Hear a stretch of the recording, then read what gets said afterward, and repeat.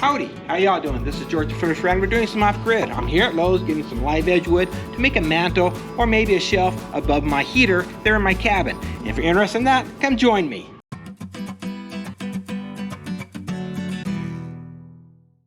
For our mantle shelf, we chose to go with that live edge look. Now, live edge is defined as an unfinished edge of the woodwork.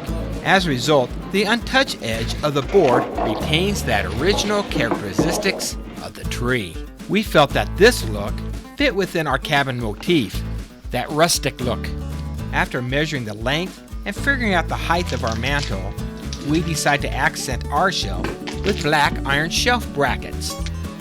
Getting the board up in the cabin, we had to prep the wood for the finish.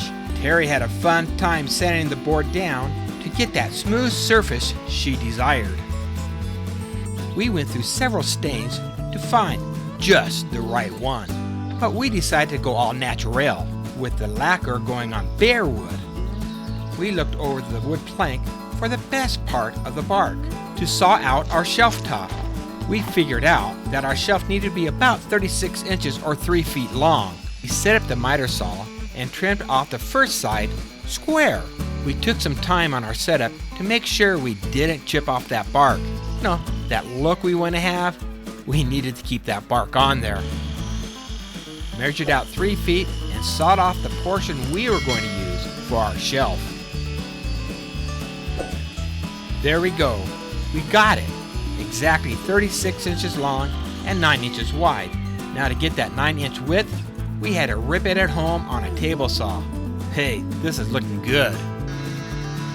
Before we added the clear polyurethane finish, we had to make sure the sides are smooth and the edges were rounded. A good sanding did the trick. To sturdy up that bark from peeling off in the future, we filled in all the cracks, squeezed in Gorilla Super Glue.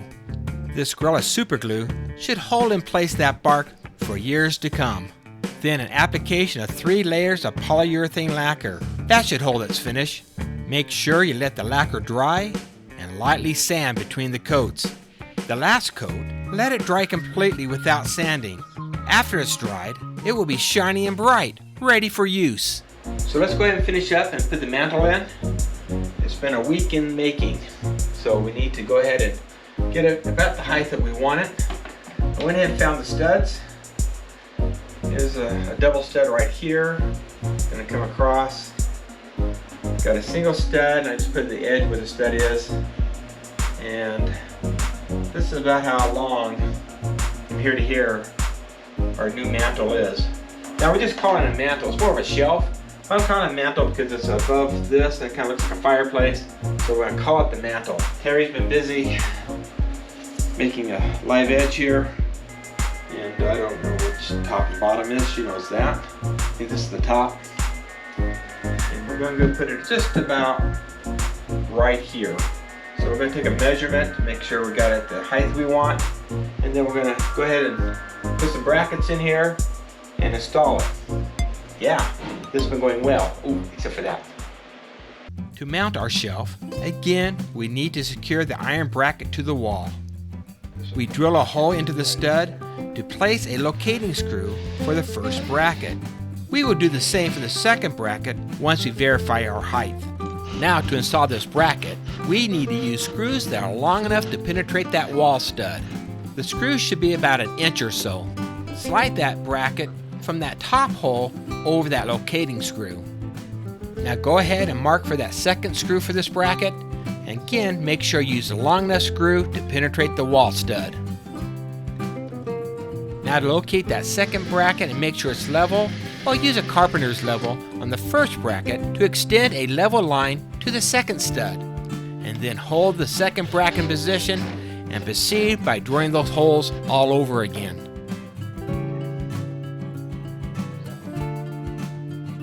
Take a few minutes and clean up and erase any lines you may have made on your wall prior to installing that shelf onto those support brackets. Check your final dimensions and make sure your shelf is leveled. Yeah, you could be just as picky as me while leveling it out. Just a hair, if that even matters. There we go. We'll stand back and look at it. Let's see. There it goes. It looks pretty good. Now it's time to put in those 2 final screws. Yeah, you want to use short screws to secure the shelf to the brackets, and if they're too long, they'll poke through the top, so be careful about that. There it is. Got our mantle. Nice. Yeah. I really like this live edge shelf in my tiny house. It wasn't hard to make or install. Now it does give me a special place to stick my stuff, like my TV remote.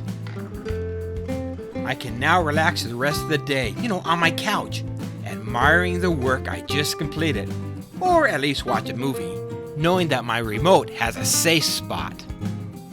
Thank you for joining us today as we made this live edge mantle.